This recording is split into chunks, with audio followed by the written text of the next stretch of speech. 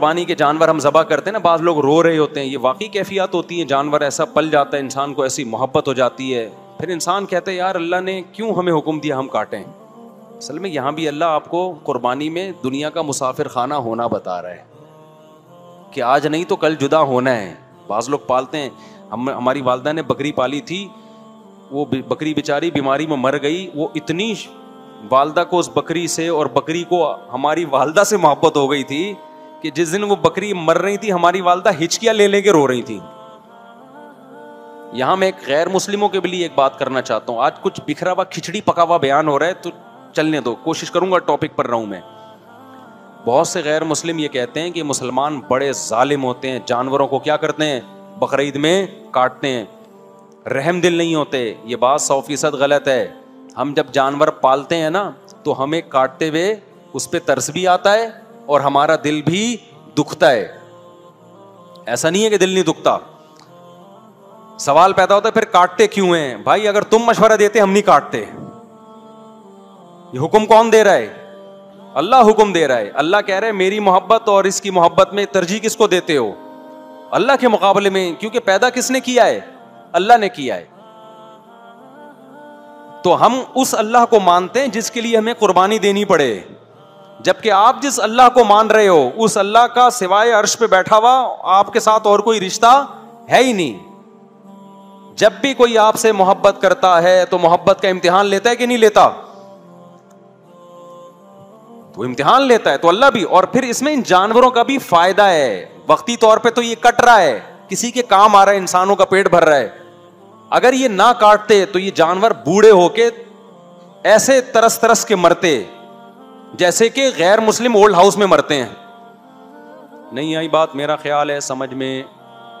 انسان کا بڑھاپا تو اولاد کی وجہ سے یا رشتہ داروں کی وجہ سے اچھا گزر لیتا ہے, ورنہ آج بوڑھے انسانوں کو نہیں لوگ پوچھ رہے, گورنمنٹ خیال کر رہی ہے تو بوڑھے جانوروں کو کون پوچھے گا؟ یہ گائے اگر بوڑھی ہو جائے اور کاٹنے پر پابندی ہو کہ اس کے جب جوان کاٹ نہیں سکتے, یا بیل کی بات کر لیتے ہیں, کاٹ نہیں سکتے, تو یہ کیا ہوگی؟ بڑھاپے تک پہنچے گی کہ نہیں پہنچے گی؟ تو بڑھاپے میں تمہارا باپ اس کا پیٹ بھرے گا. ابے کیا ہو گیا؟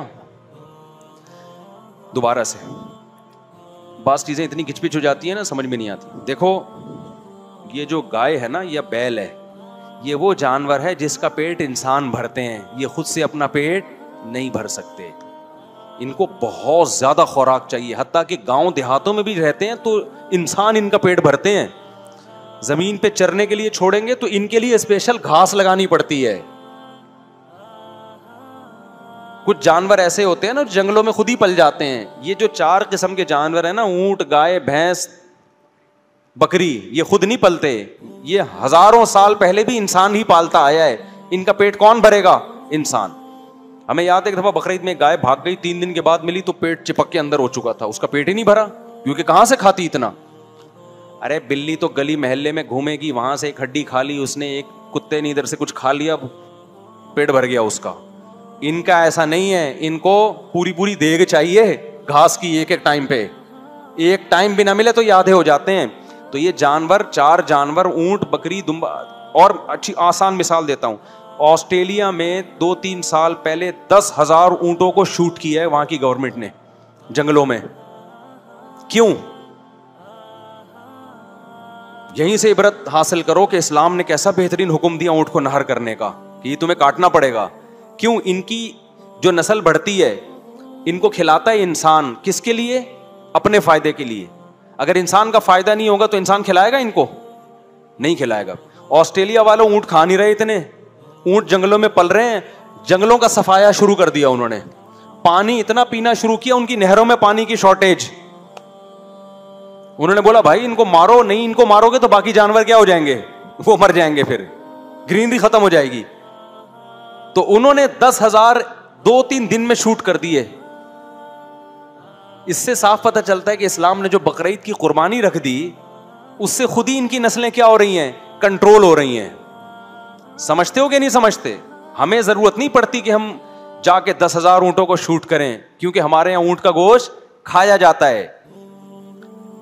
تو اب اگر ان جانوروں کا پیٹ آپ نہیں بھرو گے, یا بھرو گے مگر کاٹو گے نہیں ان کو, تو یہ کیا ہوں گے؟ بوڑھے.